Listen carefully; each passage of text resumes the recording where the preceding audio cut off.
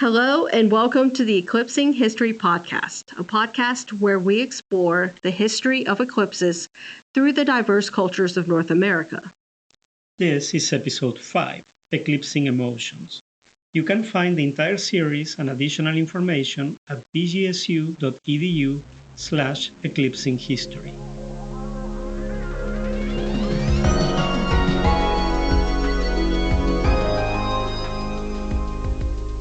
Welcome back to the Eclipsing History Podcast.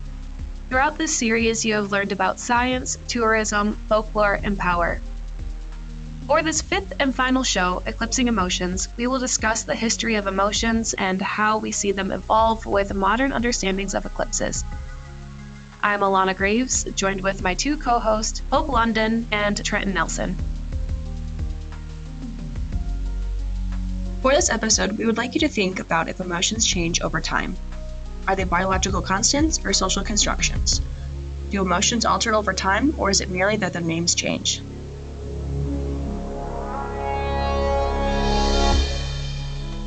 Imagine it is 1991. You've lived in Mexico your whole life. The weather is average, hot, the people are familiar, your friends, and the sky is clear, blue. But July 11th is not a typical day. You see the sky fading to black as people start to yell. Al principio, pues bueno, como acá la tradición, pues bueno. Well, at the beginning, following our ancestral tradition, our grandparents used to tell us that eclipses were a bad omen. They believed it was a punishment from our father, So they said that on that day, or at that moment, we had to be cautious, they said. They said that when it gets dark during the day, the stones turn into snakes, or the shoes you have can harm you because they transform into some kind of animal. That's what they used to tell us, So practically, I hadn't experienced any eclipse throughout my entire life, from the day I was born until that day in 1991. So I had a little fear and curiosity at the same time, I wanted to see what would happen. The experience in some ways was exciting. So, well, it took like 2 minutes, I think, of total darkness. Because of that, we stayed inside our house. We were a bit afraid to be outside. Well, yeah, maybe a fear of the unknown, And I thought, what if the demon really comes out and catches us? So we were, you could say, taking shelter in the house, right, with our family, talking quietly, saying, how does it look? How do you feel? We were chatting with the family who were there, which was my family mainly. And that was the experience I had, and we saw that the stars normal as if it were nighttime, right? And the birds and chickens, they all went up to the trees for refuge. Well, as I mentioned, we weren't allowed to look directly because they told us that it was not recommended to look directly at the sun. The only thing we did was watch it on television because they were broadcasting it. This was the experience of Esteban Rios. These feelings of confusion, anxiety, and fear are not exclusive to the Aodam or those living in Mexico. Cheryl Dong recounts similar traditions from her childhood in China. One of the stories that my father would tell me when I was a little girl was that in China, when he was a kid, and this was like during the Cultural Revolution, people would go on the rooftops in the village when there was an eclipse and kind of bang pots and pans and set off firecrackers.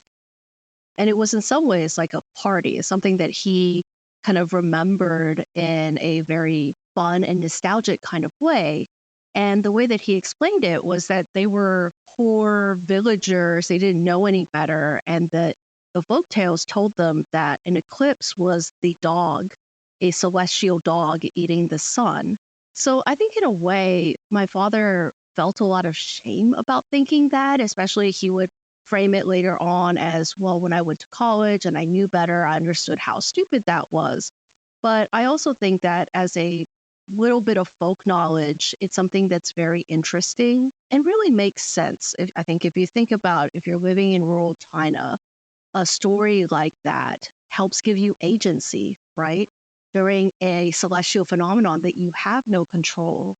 But the idea that by banging pots and pans on the roof, by setting off firecrackers, you can scare away something that is so potentially dangerous, is a way to really take back the power.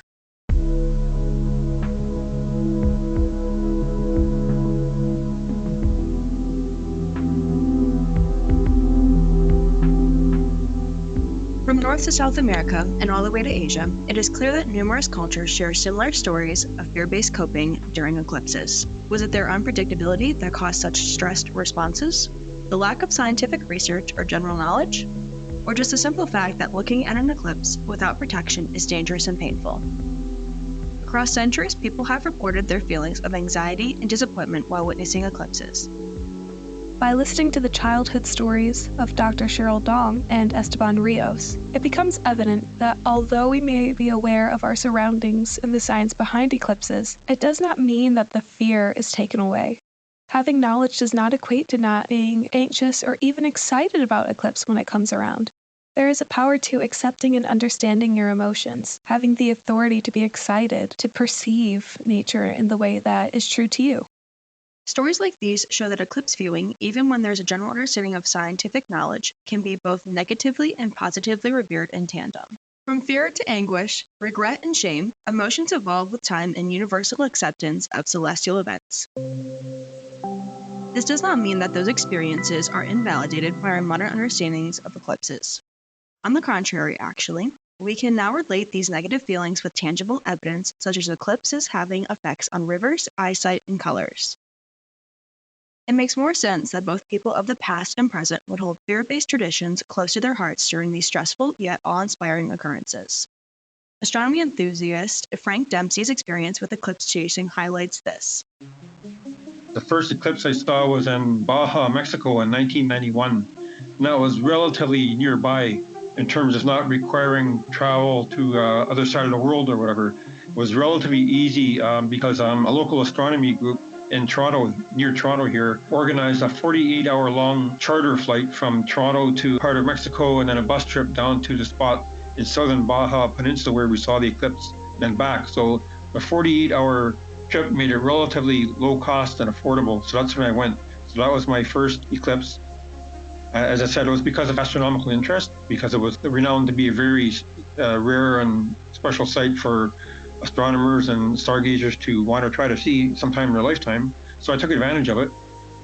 After that, had an opportunity to get to a few more eclipses, but that was the first one. Awe-inspiring has to describe it. It's not just an astronomical sight of the sun disappearing and various features of the sun appearing only during a total eclipse. It's vastly more than that. It's practical when I view it in a natural outdoor environment.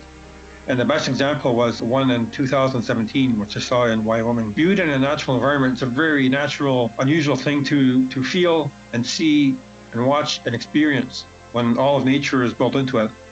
That is to say, temperature is dropping, sky is darkening, all the creatures, birds, crickets are quieting down.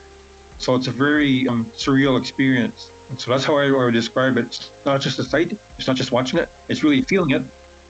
Well, I think the funniest thing that happened was on the very first eclipse. The one in Baja, Mexico was funny.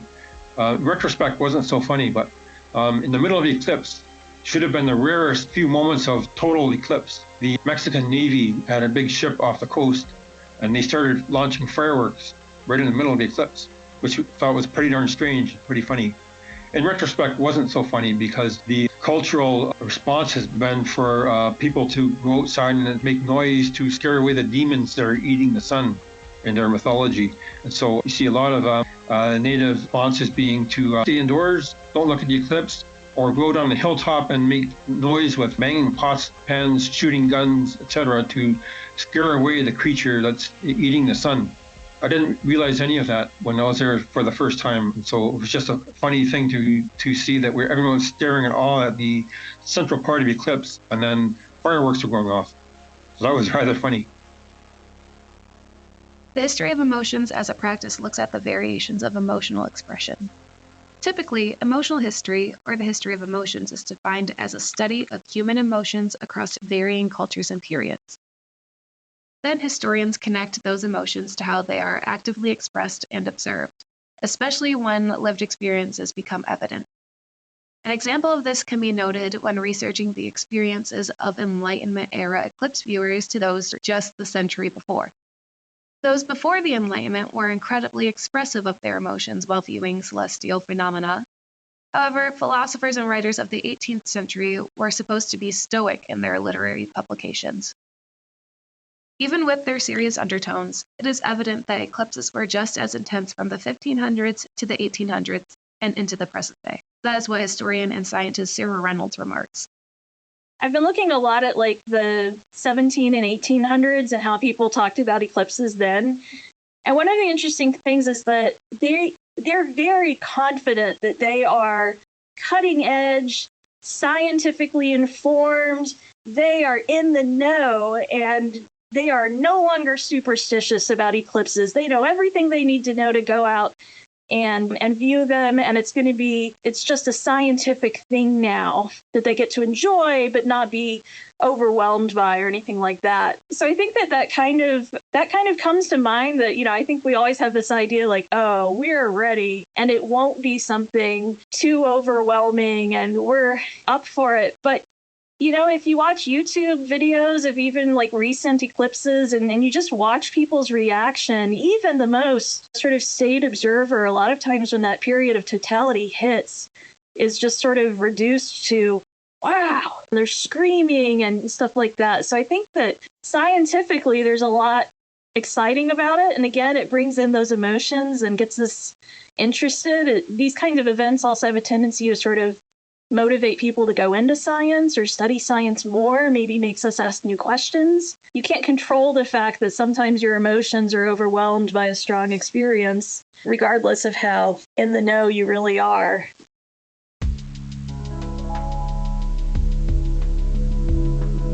What is the relation between emotion and memory? Well, even though we know there is not a physical dog, snake, or frog eating the sun during an eclipse, it does not stop the traditions of making noise to scare off such creatures. In Mexico, these traditions retain the same value even with scientific advancement, even though these methods in which they are implemented change over time. Now, instead of feeding on rocks and pans, the country instead honors these traditions by lighting off fireworks. People no longer have to stay inside their homes if they have the proper equipment to shield their eyes, yet sometimes obtaining space sunglasses or welding grade covers can be difficult, so some may wish to experience eclipses indoors.